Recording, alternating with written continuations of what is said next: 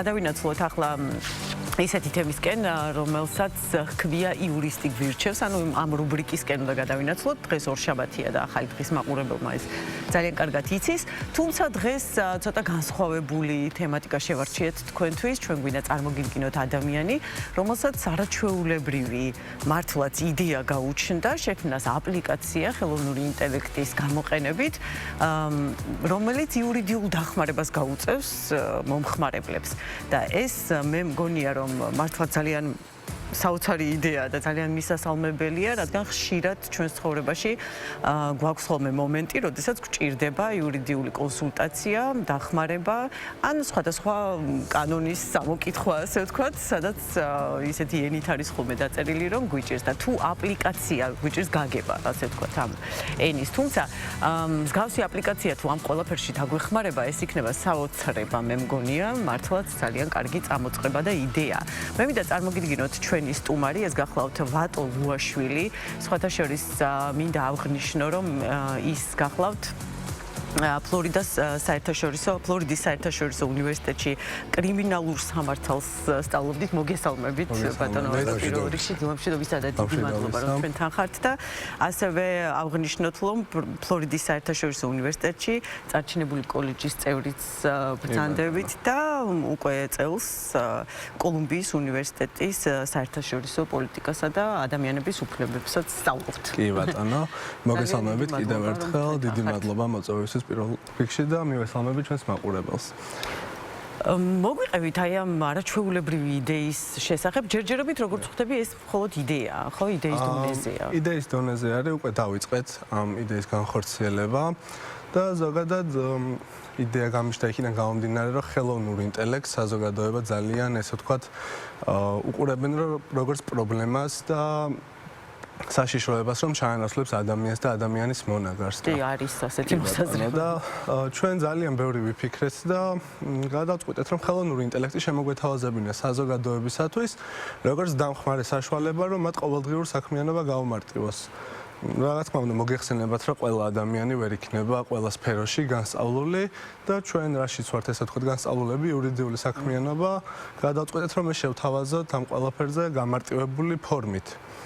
კონკრეტულად ჩემ პროექტს, რაც შეეხება ხელოვნური ინტელექტის პროექტს, ჩვენ შევთავაზებთ საზოგადოებას ორ ფაზიან პროექტს. პირველი ფაზა მოიცავს ხელოვნური ინტელექტი როგორც დამხმარე საშუალება, რომ დააფორმულირონ სარჩელი. თუ კი მოქალაქეს აქვს დაუშვათ რაიმე ტიპის საჩივარი, დასაწერი და არ იცის როგორ შეიძლება ეს გაკეთდეს. ჩვენ დავეხმარებით მას კონკრეტული კოდექსები, სამართლის წყაროების და სამართლდებულებანი იქნება ატვირთული და პირდაპირ დაუფორმულირებს სარჩელს. მეორე ფაზას რაც შეეხება, მეორე ფაზა იქნება უფრო საკონსულტაციო ტიპის და ზოგადად საბაზისო კითხვები, რაც არის ადეკვატურ პასუხს მიიღებს ჩვენი ძალიან მნიშვნელოვანია ჩვენთვის. და რა ეტაპზეა ახლა თქვენი პროექტი?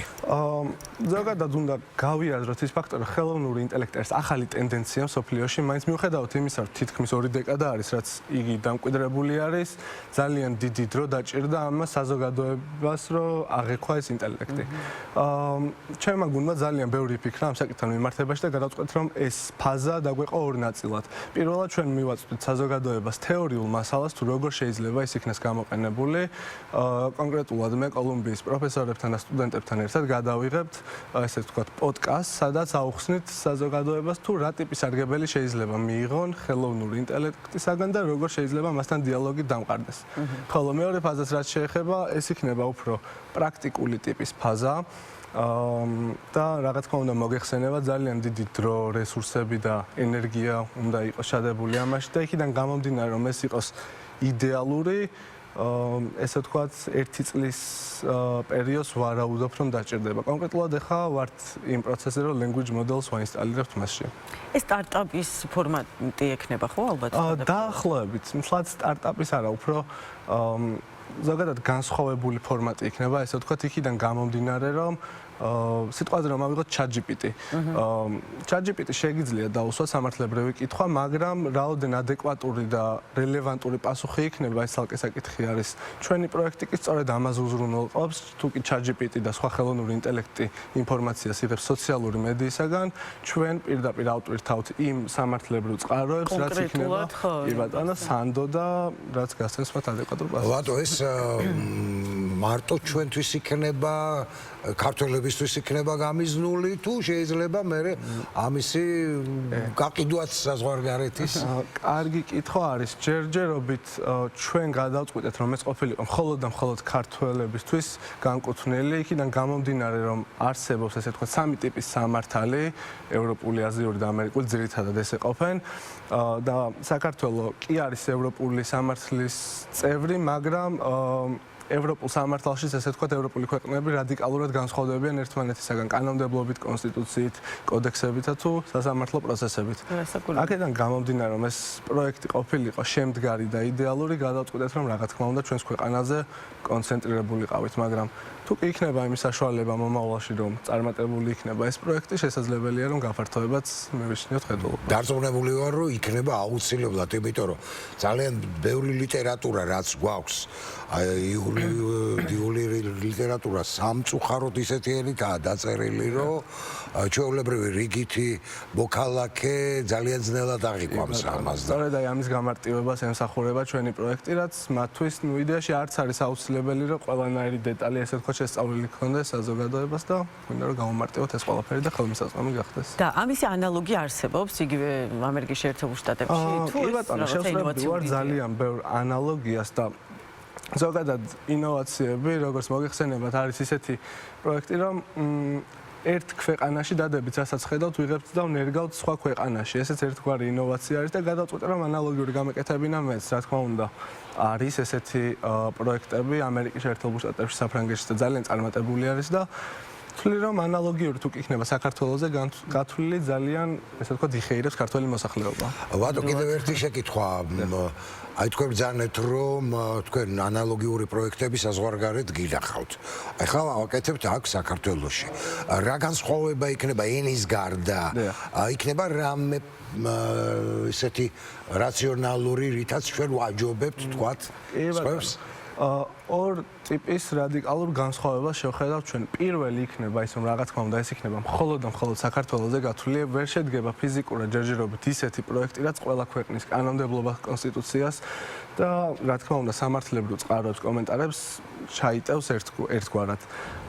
და მეორეს რაც შეეხება, რაც ვახსენე უკვე, რაოდენ ავთენტური და ვალიდური იქნება კონკრეტული პასუხები, მაგაზე იქნება ეს ყველაფერი დამოკიდებული.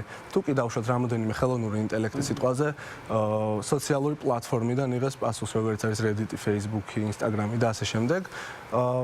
ჩვენი ხელოვნური ინტელექტი იქნება შეიძლება ლიმიტირებული პასუხი იყოს, მაგრამ რაც იქნება პასუხი, ეს ყველაფერი იქნება სანდო და რა თქმა უნდა სახეირო ჩვენი მოხმარებლისათვის. ხო, კიდევ აიცით რა არის საინტერესო, ეხლა ეს არის ალბათ პატარა ფინანსებთან დაკავშირებული, ხო, თავისთავად ხადია.